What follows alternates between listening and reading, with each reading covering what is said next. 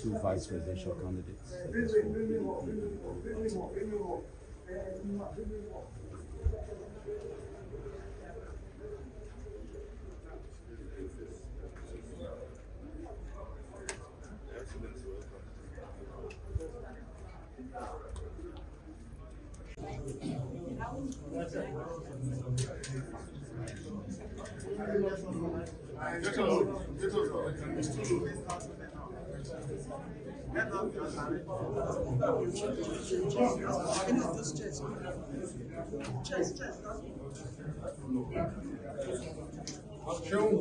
Everybody was very excited about the Electoral Act. And I'm also happy to say that the chairman of INEC was also very excited about that Electoral Act, because we know that at a point in time, during the debates, we were unlikely to have the Electoral Act and to have it into law. But eventually, the bill was passed and it was assented to. And we thank President Muhammad Buhari for that. And it's very clear, you cannot beat the law. So when you're talking about how do we go, for me, a lot of calls can be made. But truly at this point in time, it's clearly stated in that Electoral Act what must be done, and shall is mandatory. All election results must be transmitted at the polling unit level.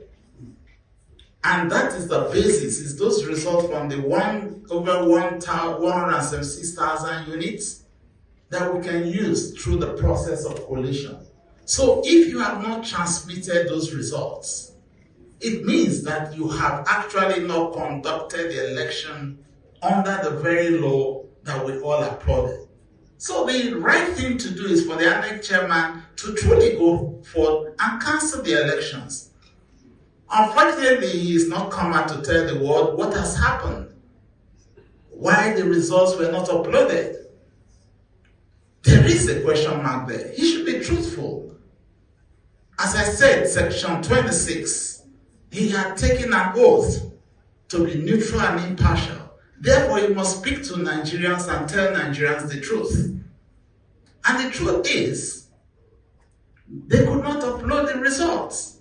What happened in INEC? Why was it that they could not upload the results? So something is wrong. Something is wrong inside INEC. Either they have connived or their system is down. But they must tell us the truth. If the system was down and they knew it was down, they ought to have postponed the elections. If the system was not down and they did not allow the upload of the results from the units, it means that they have connived and they are no longer neutral and impartial. So under this condition, there is no moral justification for further collation of the results, because it is so expressly stated in that section, the section 64 at 4 and that is 64.4 at A and B. So clearly stated that if the polling unit results are not transmitted, it means truly that there is nothing to compare. So you cannot raise the hope of Nigerians. And I'm sure that we've seen that video where he spoke to Nigerians, because he was under challenge in November. And he spoke to Nigerians very clearly. And we're aware that he was under pressure at some point in time not to transmit results, and civil society and everybody gave voice to him to enable him stand firm. And now, just on election day, they could not upload results. Something is fundamentally wrong. That means from the beginning, they had already planned the process to fail. But unfortunately for them, they have gone against the very act under which we're supposed to go on with the elections. I have said earlier, if the law was forced on him, it's different. He fought for the law along with the civil society organization, for which we are truly very grateful to our civil society members across this nation. They fought for this, and he was with them all through on this. Correct. Why would you go through a fight? And we're all excited. Internationally, the global community was excited that this time we're going to have it right. He traveled overseas, even to Chatham House, to the United States, to speak about a credible election premised on the law that have been put forth. The same man who fought for the law is going against it.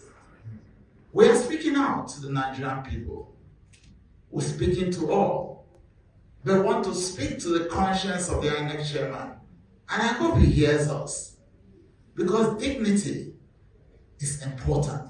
No matter how much money you have, no matter what you think you are, until you are a man of integrity, having sworn to an oath, he's just but nothing. Thank you. So I just hope that he will save his name. He's already down, but he still has an opportunity to save that name by doing the right thing. I hereby adopt the submission of my brother, Governor Ifeanyi Okowa, Vice Presidential Candidate of the PDP.